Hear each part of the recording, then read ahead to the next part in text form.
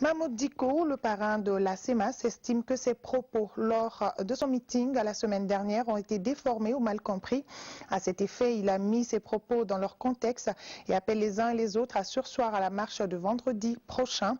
C'est au cours d'un entretien avec notre équipe de reportage que l'imam a donné plus de précisions. Nous l'écoutons au micro de Tamsir Diabati. Imam Mahmoud Dicko, bonsoir. Bonsoir. Vous avez tenu un meeting la semaine dernière au cours duquel vous avez tenu des propos qui ont fait beaucoup d'écho. Est-ce qu'on peut dire aujourd'hui que vous avez appelé à un soulèvement populaire?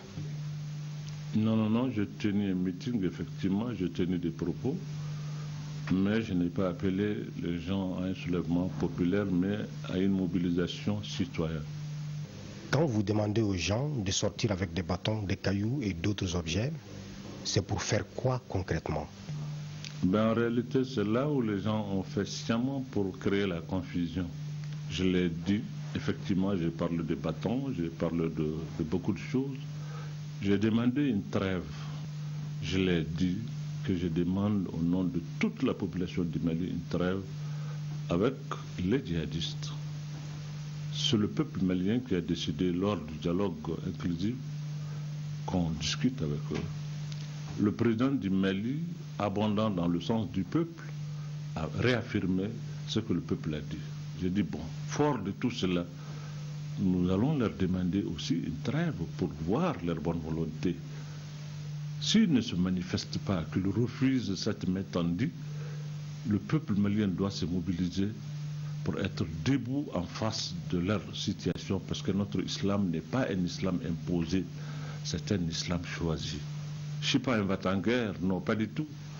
Je suis là pour préserver le Mali, pour faire en sorte qu'il y ait la cohésion dans notre pays.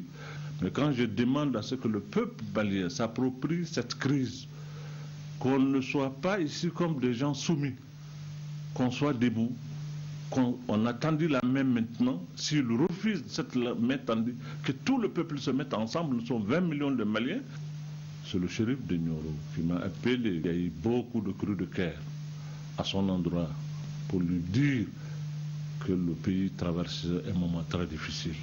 Il a été très sensible, il m'a appelé pour me demander de surseoir à cela, à sa demande. Et je respecte sa demande. Je dis à tout le monde de respecter et de surseoir à travers tout le Mali, partout. Il faut vraiment surseoir à ça. Parlons de l'école malienne. Quelle lecture faites-vous de la crise scolaire aujourd'hui? Est-ce qu'il n'est-il pas temps que les enseignants reprennent les chemins des classes?